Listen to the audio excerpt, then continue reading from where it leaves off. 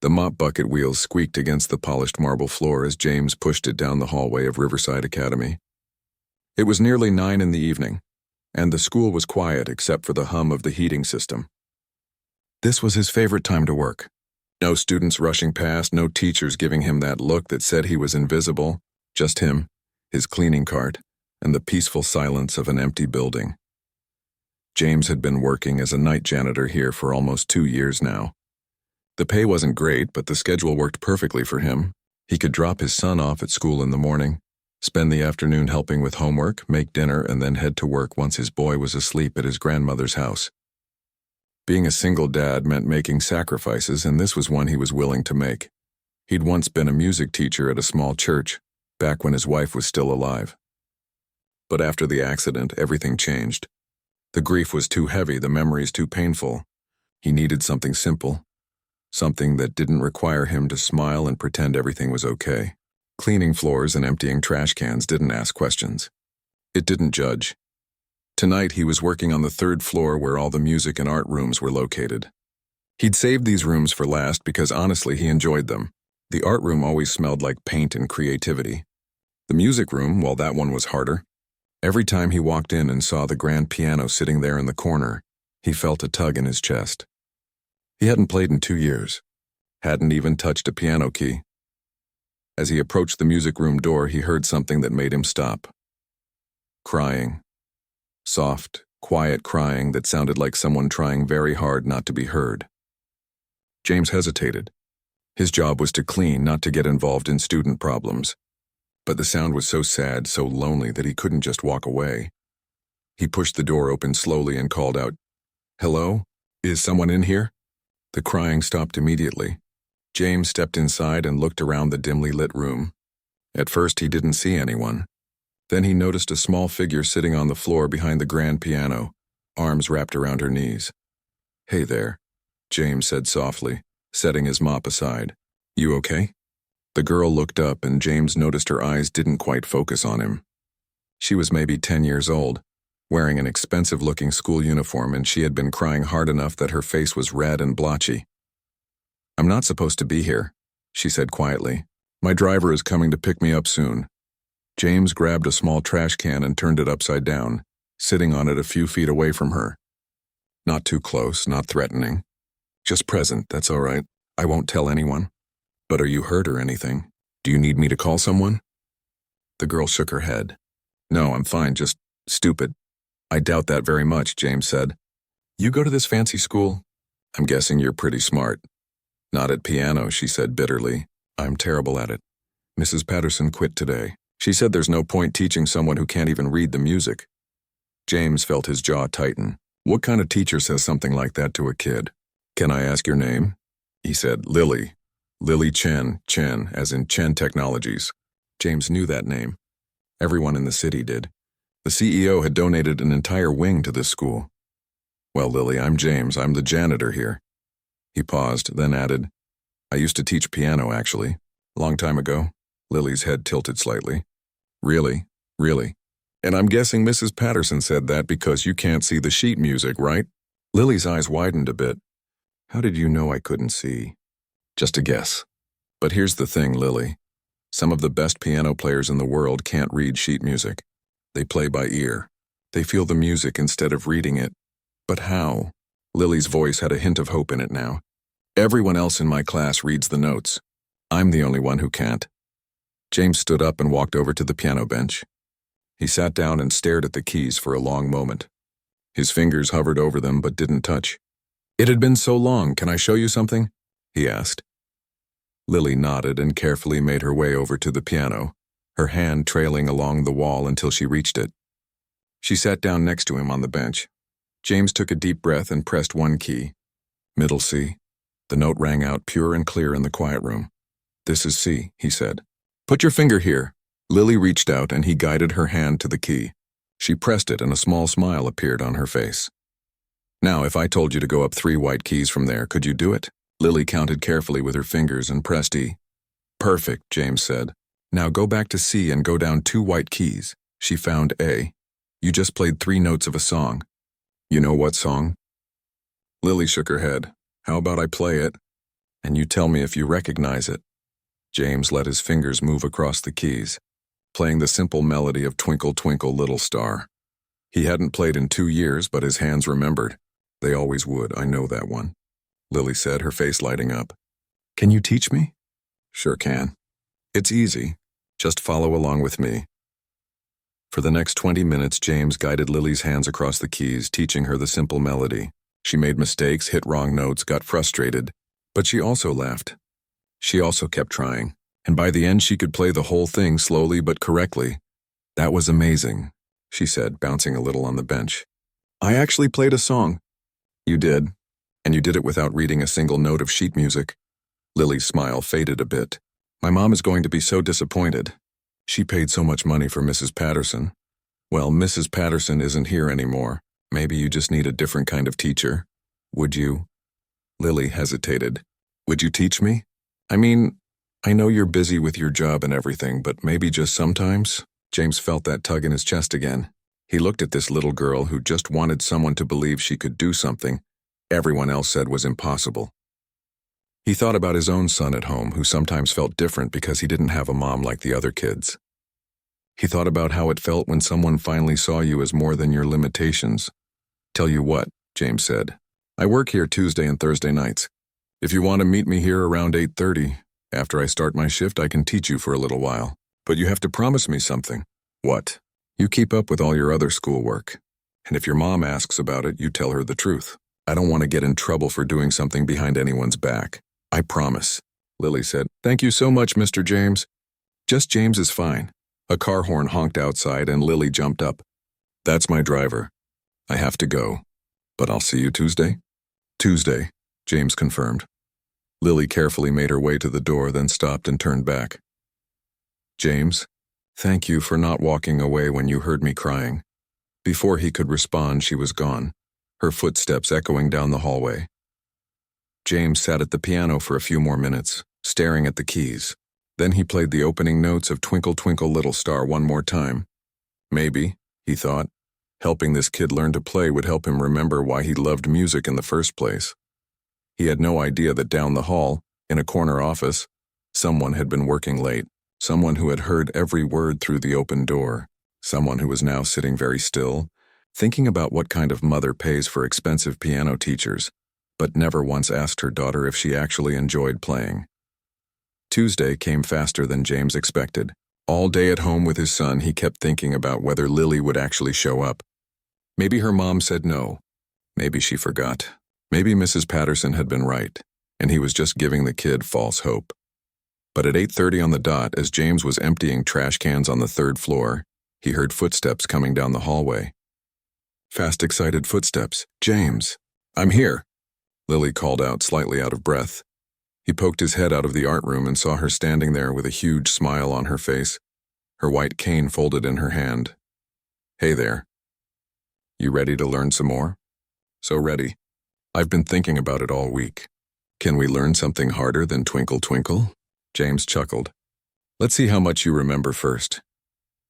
They went into the music room and Lily played through the song they'd learned last time. She stumbled a bit but got through it. Then James taught her Mary Had a Little Lamb, and she picked it up even faster than the first song. "You're a natural at this," James said. "You've got good rhythm and your fingers are getting stronger." "Really?" Lily's whole face lit up. "Mrs. Patterson never said anything like that. She just kept telling me I was behind everyone else." "Well, Mrs. Patterson wasn't a very good teacher then. A good teacher meets students where they are, not where they think they should be." As the weeks went by, Tuesday and Thursday nights became something James looked forward to. Lily showed up every single time, always early, always eager to learn. She told him about school, about her favorite subjects, about the audiobooks she loved listening to. She talked about everything except her home life, and James noticed. One Thursday night, about a month into their lessons, James's son Tommy came with him to work. His mother-in-law had a doctor's appointment and couldn't watch him. "I'm sorry," James told Lily when she arrived. "My son's here tonight. Is it okay if he hangs out while we practice?" "Of course," Lily said. "I'd love to meet him." Tommy was 8 years old and shy around new people, but Lily had a way about her that made people comfortable. Within 10 minutes, she and Tommy were laughing together. and Tommy was showing her how to play chopsticks on the piano. "Your dad is a really good teacher," Lily told Tommy. "You're lucky." "I know," Tommy said quietly. "He helps me with everything, even though he works a lot." After that night, Tommy came along more often, and the music room became a place where all three of them could just be themselves. No pressure, no expectations. Just music and friendship. But James started noticing something strange. Every time they had a lesson, he'd hear small sounds from the hallway. A footstep. A door closing very quietly. The soft whoosh of the heating system that seemed just a bit different. At first he thought it was his imagination. Then he thought maybe it was another janitor or a security guard making rounds. One night he decided to check. Right in the middle of teaching Lily a new piece, he suddenly said, "I'm going to grab some water from the fountain. You keep practicing that part." He walked quickly to the hallway and looked both ways. Nothing. But as he turned back toward the music room, he noticed something. The door to the corner office at the end of the hall was slightly open, and there was a light on inside. That office belonged to the CEO of Chen Technologies. It belonged to Lily's mother. James felt his stomach drop. How long had she been there? Was she angry? Was he about to lose his job? He walked back into the music room trying to act normal, but his hands were shaking slightly as he helped Lily with the next measure. Inside that corner office, Victoria Chen sat very still in her leather chair.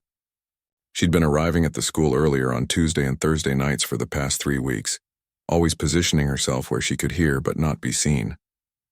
At first, she told herself she was just being a responsible parent, making sure this janitor wasn't some kind of threat. But that wasn't it at all. She'd been listening to her daughter laugh. Really laugh in a way Victoria hadn't heard in years. She'd been hearing Lily talk about her day, her feelings, her dreams. All the things Lily never shared at home during their silent dinners when Victoria actually made it home for dinner at all. Victoria heard how patient James was when Lily made mistakes, how he encouraged her instead of criticizing, how he talked to her like she was capable of anything instead of treating her disability like a limitation. And it was breaking Victoria's heart. She'd convinced herself, after her husband died, that the best thing she could do for Lily was build the company bigger, make more money, provide the best schools and teachers and opportunities. She'd hired the most qualified nannies, enrolled Lily in the most prestigious academy, paid for top-tier music instructors, but she'd never once asked Lily what she actually wanted.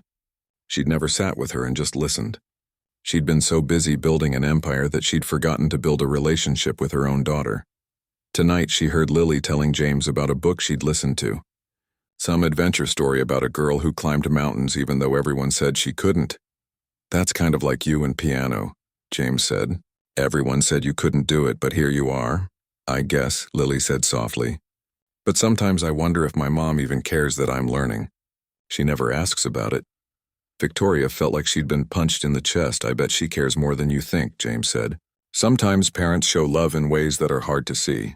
Your mom works really hard to give you a good life." "I know. But I'd trade all of it just to have her eat dinner with me, or come to one school thing, or just, I don't know. Notice me." Victoria's hand covered her mouth. She'd spent 5 years telling herself that Lily understood, that she knew everything Victoria did was for her. But the truth was much simpler and much harder. Her daughter just wanted her mom. Back in the music room, James was teaching Lily a new song, something a bit more challenging called Für Elise. It would take weeks to learn, but Lily was determined. "My mom used to play this," Lily said quietly, "before my dad died. I heard her once when I was little. I don't think she knows I remember." James didn't know what to say to that, so he just put his hand on Lily's shoulder for a moment. A small gesture that said, "I hear you, I see you, you matter." Over the next several weeks, their routine continued. James taught, Lily learned. Tommy tagged along sometimes and did his homework in the corner. They became their own little family in that music room twice a week. And every Tuesday and Thursday, Victoria Chen arrived early at her office. She'd canceled evening meetings, rearranged her schedule, made excuses to her assistant. Also, she could sit in that corner office and listen to her daughter be happy. She heard James bring homemade cookies one night, something his mother-in-law had baked. She heard him teaching both kids about music theory in ways that made it fun instead of boring.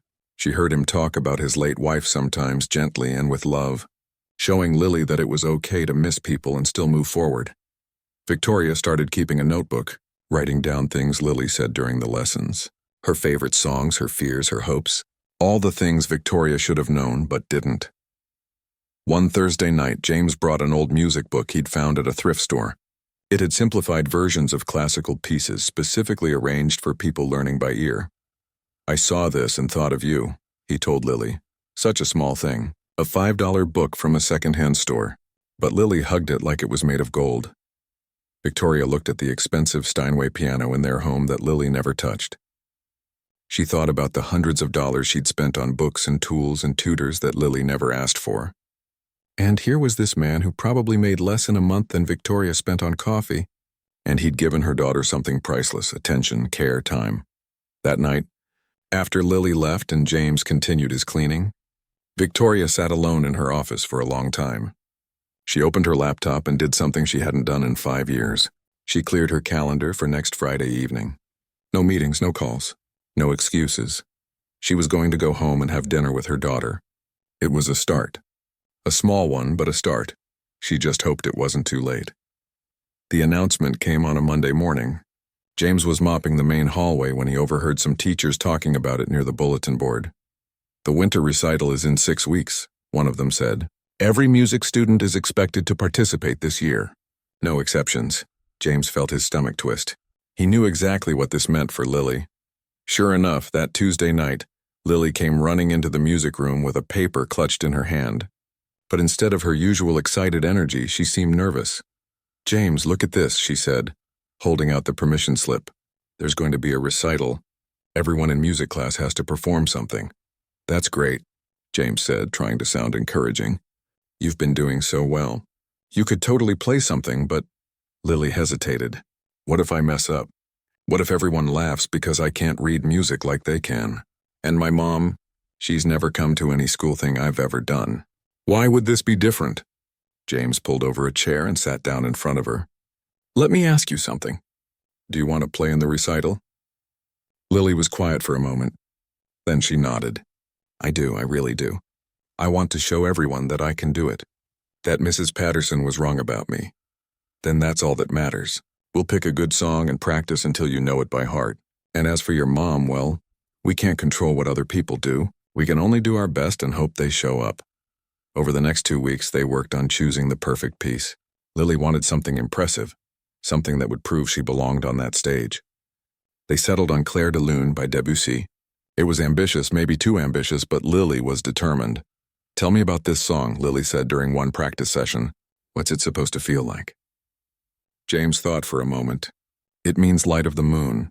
Close your eyes and imagine you're standing outside at night. The moon is full and bright and everything is peaceful and quiet. The music moves like moonlight dancing on water, soft, gentle, but also kind of magical." Lily smiled and placed her hands on the keys. "I can see that. I mean, not see it, but you know what I mean." They practiced every Tuesday and Thursday, sometimes even on weekends when James could arrange it. Tommy would sit in the corner doing homework or reading, occasionally offering encouragement when Lily got frustrated. "That part sounded really pretty," Tommy would say, and Lily would smile and try again. But as the recital got closer, James started to worry. Not about Lily's playing. She was doing amazingly well. He was worried about what would happen when the school found out a janitor had been teaching her. Would they be angry? Would he lose his job? Should he say something now before it became a bigger problem? 3 weeks before the recital, the decision was made for him. James was cleaning the second-floor bathrooms when he heard Lily's voice coming from one of the practice rooms. But she wasn't alone. Another voice was there too, sharp and angry. "How did you learn to play like this?" the voice demanded. It was Mrs. Rothschild, the head of the music department. James's heart sank. He moved closer to the door, listening. "I've been practicing," Lily said quietly. "Don't lie to me, young lady. 3 months ago, you could barely play a scale. Now you're attempting Debussy? Someone has been teaching you." "Who is it?" There was a long pause. James held his breath. "James taught me," Lily finally said. "He's the janitor. He used to be a music teacher, and he's been helping me after school." "The janitor?" Mrs. Rothschild's voice went up an octave. "You've been taking lessons from the custodial staff?" Does your mother know about this? I don't know, Lily said, and James could hear tears in her voice. Please don't be mad at him. He was just trying to help me. This is completely inappropriate, Mrs. Rothschild said. Unauthorized personnel teaching students unsupervised meetings after hours. This is a liability nightmare. You wait right here. James heard footsteps marching toward the door and he quickly moved back, pretending to be cleaning a water fountain. Mrs. Rothschild burst out of the practice room and nearly walked right into him. You, she said, pointing at him. Come with me now. 20 minutes later, James sat in the principal's office feeling like a kid who'd been sent to detention. Mrs. Rothschild stood nearby with her arms crossed, while Principal Davidson sat behind his desk looking tired and uncomfortable. Mr. Foster, the principal said, using James's last name in that formal way that meant trouble. Mrs. Rothschild has brought some concerning information to my attention. Is it true you've been giving private music lessons to Lily Chen after school hours? Yes, sir, James said. There was no point in lying. But I need you to understand I wasn't trying to cause any problems. She was upset one night, said her teacher quit on her, and I just wanted to help. I used to teach piano before. Before is the key word, Mrs. Rothschild interrupted. You're not a teacher now. You're a janitor. You have no business instructing students, especially not unsupervised. I wasn't completely unsupervised, James said. My son was with me most of the time, and the security guards knew we were there. I made sure Lily's driver always picked her up on time. I never did anything inappropriate. That's not the point, Mrs. Rothschild snapped. The point is you overstepped your position. This school has protocols for a reason. Principal Davidson held up his hand. Mrs. Rothschild, please. Let me handle this. He turned to James. I understand you had good intentions, but she's right about the protocols.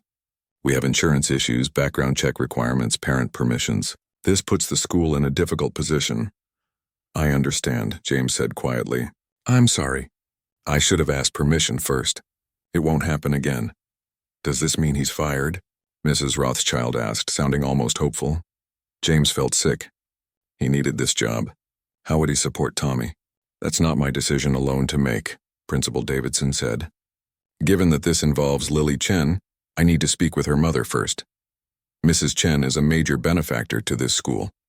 If she wants to press the matter, then... He didn't finish the sentence, but James understood perfectly. Rich people made the rules. He was just the janitor. I'm going to call Mrs. Chen now, the principal said. Mr. Foster, you can return to your work. But there are to be no more lessons until I've spoken with her. Is that clear? Yes, sir, James said. As he left the office, he saw Lily sitting on a bench in the hallway, tears running down her face. He wanted to tell her it was okay, that everything would be fine, but Mrs. Rothschild was watching him like a hawk. So he just walked past, his heart breaking for this kid who'd finally found something she was good at, only to have it ripped away. That night, James couldn't sleep. He kept thinking about Lily's face, about Tommy's questions when he got home about why he looked so sad, about bills that needed to be paid and a job he might be losing. What he didn't know was that at that exact moment, in a high-rise office downtown, Victoria Chen was staring at her phone. The school principal had called an hour ago, explaining the situation, asking for her guidance on how to proceed. He'd expected her to be angry, expected her to demand James be fired immediately, expected her to threaten legal action. Instead, she'd asked the principal a single question. Can this meeting wait until tomorrow? I'd like to handle it in person. Now she sat in her office thinking about all those Tuesday and Thursday nights, all those conversations she'd overheard, all the patience and kindness this janitor had shown, her daughter when no one else would. She thought about the expensive teachers she'd hired who'd given up on Lily. She thought about how she'd been too busy to notice her daughter was unhappy until a stranger cared enough to do something about. Victoria picked up her phone and made a call. Clear. My morning tomorrow, she told her assistant. I have a meeting at Riverside Academy, and it's important. For the first time in 5 years, Victoria Chen was going to her daughter's school, not to write a check, not to attend a fundraiser, but to face the truth about what kind of mother she'd been and what kind of mother she wanted to become, and to make sure that the man who'd been more present for Lily than she had been didn't lose. Everything for caring. James arrived at work the next evening with a knot in his stomach. He'd barely slept, spending most of the night staring at the ceiling and wondering if today would be his last day at Riverside Academy. He'd updated his resume, started looking at job listings, and tried to figure out how he'd explain to Tommy that they might need to move in with Grandma for a while. As he pushed his cleaning cart through the main entrance, the receptionist stopped him. "Mr. Foster? Principal Davidson wants to see you in his office." Right away. This was it. James nodded and left his cart by the wall. His hands were shaking as he walked down the hallway. Through the principal's office window, he could see several people inside. Principal Davidson, Mrs. Rothschild, and a woman he'd never seen before but somehow knew exactly who she was. Victoria Chen sat in one of the chairs, wearing a sharp business suit and an expression James couldn't quite read. She looked like someone who was used to being the most important person in any room. James felt completely out of place in his janitor's uniform with his name patch sewn onto the pocket. "Mr. Foster, come in," Principal Davidson said, gesturing to an empty chair. James sat down, trying to keep his back straight even though he felt like shrinking into the floor. He glanced at Victoria Chen, but she was looking at him with an intensity that made him look away. "Mrs. Chen," the principal began, "this is James Foster, the janitor I spoke with you about yesterday. Mr. Foster, this is Victoria Chen, Lily's mother." "Ma'am," James said quietly, nodding in her direction. "Mr. Foster," Victoria said, and her voice was cool and controlled, "I'd like to hear your side of this situation. Why were you teaching my daughter piano?" James took a deep breath. He'd thought about what to say all night, but now that the moment was here, all his prepared speeches seemed stupid, so he just told the truth. "I heard her crying in the music room one night," he said. "She told me her piano teacher quit on her, said there was no point teaching someone who couldn't read music. She looked so sad and I couldn't walk away. I used to teach piano at my church before my wife passed away. I thought maybe I could show her a few things, help her see that she could do it. That's all it was supposed to be." "That's all?" Victoria's eyebrow raised slightly. "From what I understand, you've been meeting with her twice a week for over 2 months." "Yes, ma'am. She kept wanting to learn more and I couldn't say no. She's got real talent and she was so excited about music for the first time. I should have asked permission. I know that now. But at the time I was just thinking about helping a kid who needed help." Mrs. Rothschild made a disapproving sound. "This is exactly the problem. You thought you could just ignore school policy because you felt like it?" "Mrs. Rothschild," Victoria said sharply, not taking her eyes off James. "I'd like to speak with Mr. Foster privately, please." "But Mrs. Chen, I really think, privately." Victoria's tone left no room for argument. Principal Davidson and Mrs. Rothschild exchanged glances, then stood up and left the office. James could see them waiting in the hallway through the window, Mrs. Rothschild looking annoyed and the principal just looking uncomfortable. The silence in the office was heavy. Victoria studied James for a long moment before speaking. "Do you know what I do for a living, Mr. Foster?" "Yes, ma'am." "You run Chen Technologies. I built that company from almost nothing after my husband died. It's worth over $2 billion now. I employ 3,000 people. I've been named Businesswoman of the Year twice." She paused. "Do you know why I'm telling you this?" James shook his head. "Because despite all of that success, despite all that money and power, I've been standing outside that music room listening to you teach my daughter for the past 2 months. I've heard every lesson, every conversation, every word of encouragement you gave her." James's eyes widened. "You were there? Every Tuesday and Thursday. I'd tell my assistant I was working late, but really I was just sitting in my office listening to my daughter talk to you about things she's never talked to me about." Victoria's voice cracked slightly. "So I need to ask you something, and I need you to be honest. Why did you really help her? What did you want from this?" "Nothing," James said immediately. "I didn't want anything. I just saw a kid who was hurting and I knew I could help. That's it. Nothing? Not money, not favors, not a chance to get close to a wealthy family?" James felt a flash of anger push through his fear. "With all due respect, ma'am, if I wanted money I would have asked for it. I've been teaching your daughter for free while working a night shift cleaning toilets, so I can be there for my son during the day. My wife died 2 years ago and left me with an 8-year-old boy who needed his dad more than he needed a fancy house or expensive things, so I took this job because the hours worked, not because I was trying to get something from someone." Victoria's expression softened slightly. "Tell me about your wife." The question caught James off guard. "What? Your wife? I heard you mention her to Lily a few times. What happened? James didn't understand why she was asking, but he answered anyway. Car accident. Drunk driver ran a red light. She died instantly. For a while after, I was so lost in my own grief that I almost forgot I had a son who was grieving too. One day, Tommy asked me if I was going to die too and leave him all alone. That's when I realized I had to pull myself together. He needed me to be present, not perfect. Just present. Present, Victoria repeated quietly, almost to herself. She was quiet for another moment, then said, I heard my daughter tell you that she wishes I would just eat dinner with her sometimes.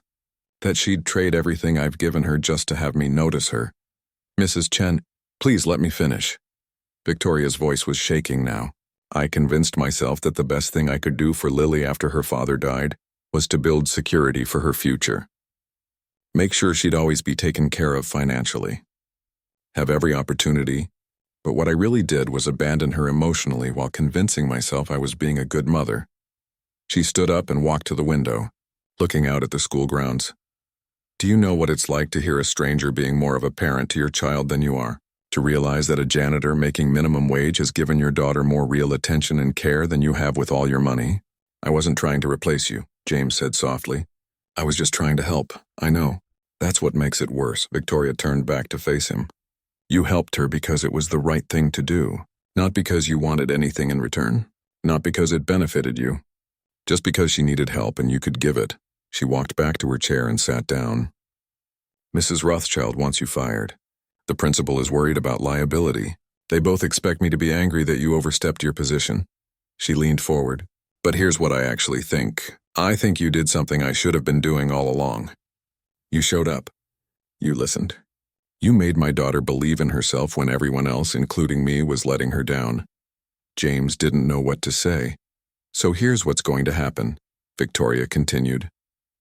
You're not getting fired. In fact, I'm going to make a donation to the school to create a new music program, specifically for students who learn differently, and I'm going to require that you be involved in designing it. Mrs. Chen, I appreciate that, but I'm just a janitor. I don't have any official teaching credentials anymore. Then we'll get you new ones. I'll pay for whatever certifications you need. I can't accept that, James said firmly. I don't want your money. I like my job. The hours let me be there for my son, which is what matters most to me. Victoria studied him again, and this time there was something like respect in her eyes.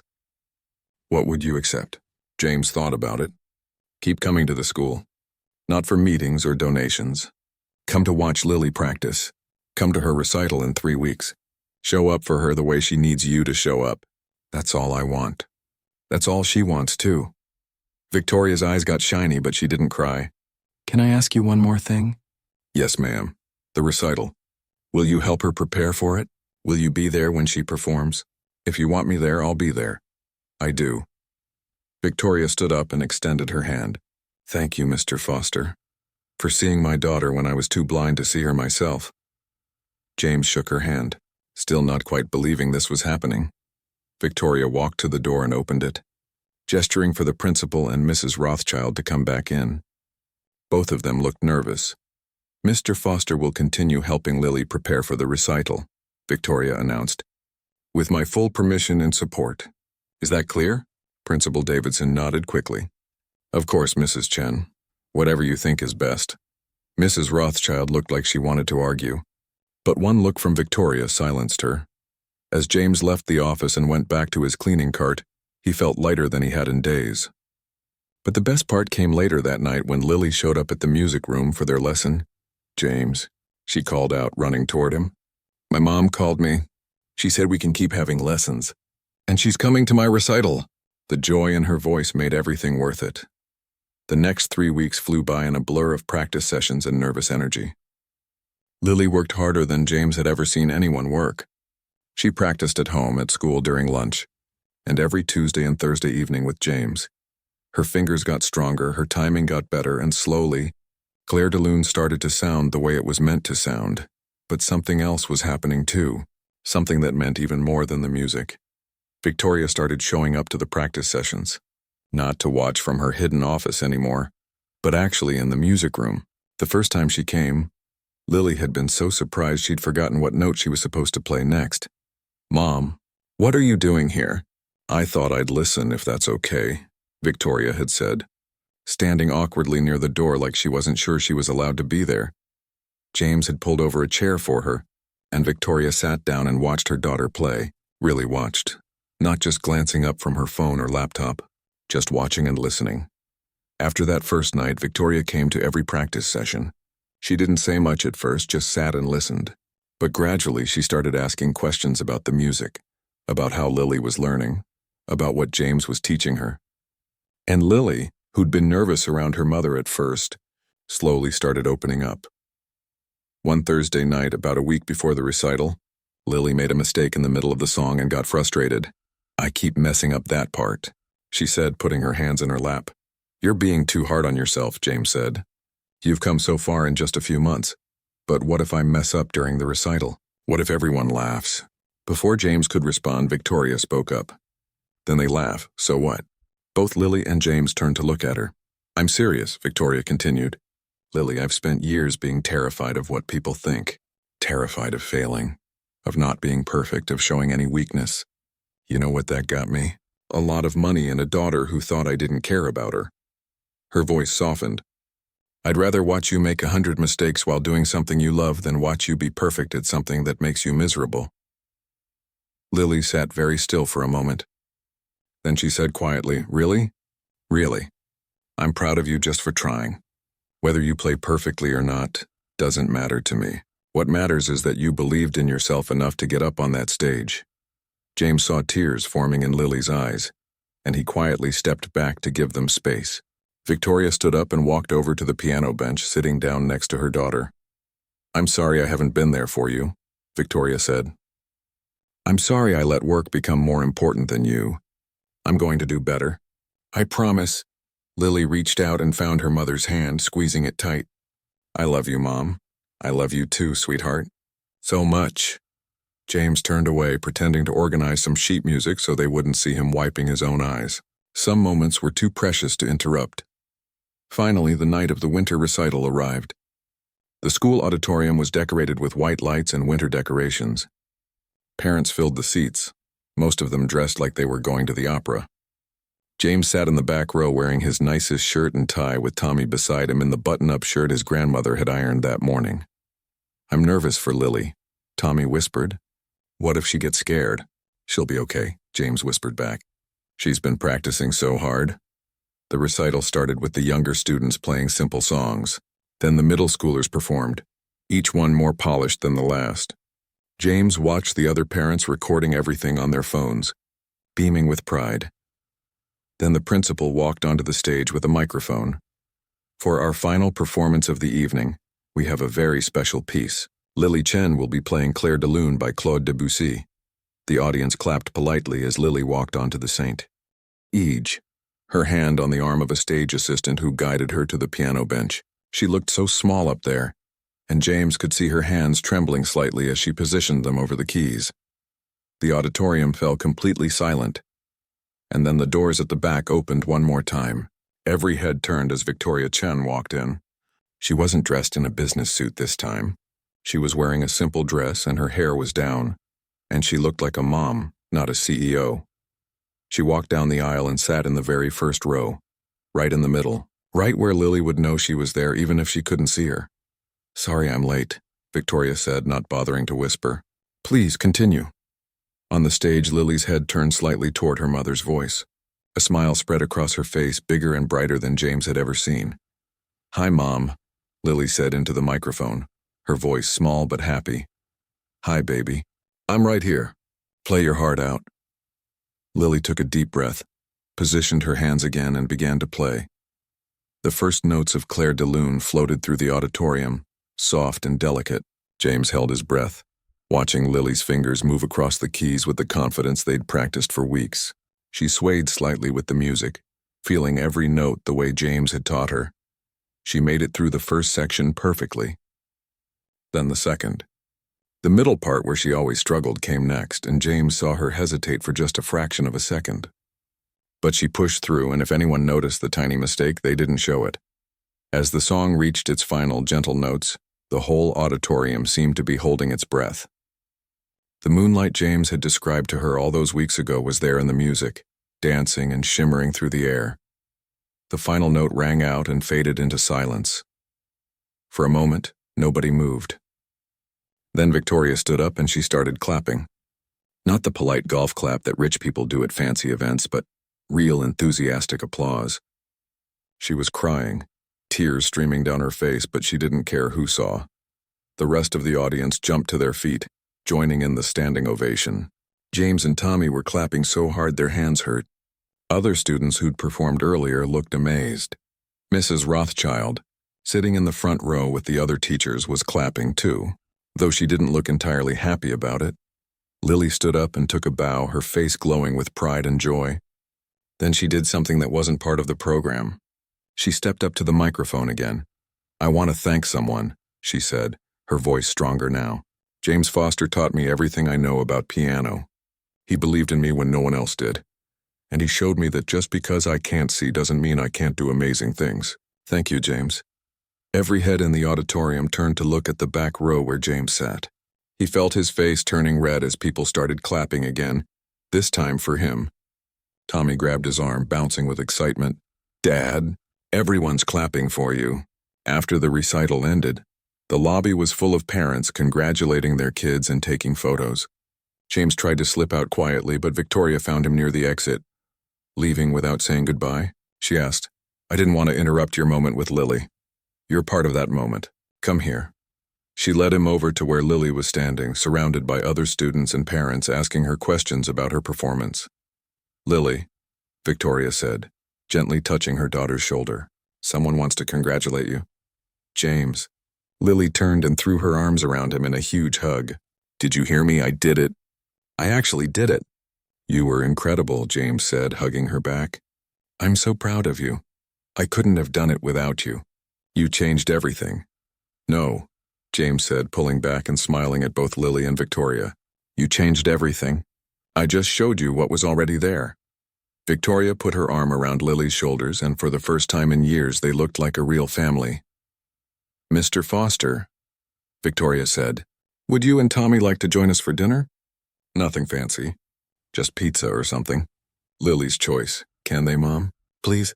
Victoria smiled at her daughter. "Of course they can." As they all walked out of the school together, James thought about how strange life was.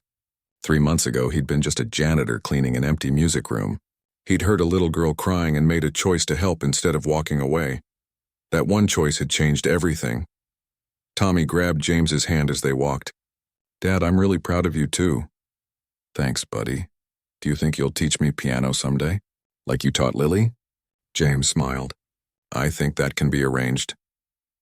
Behind them, Lily was chattering excitedly to her mother about the recital, about what song she wanted to learn next, about everything and nothing all at once.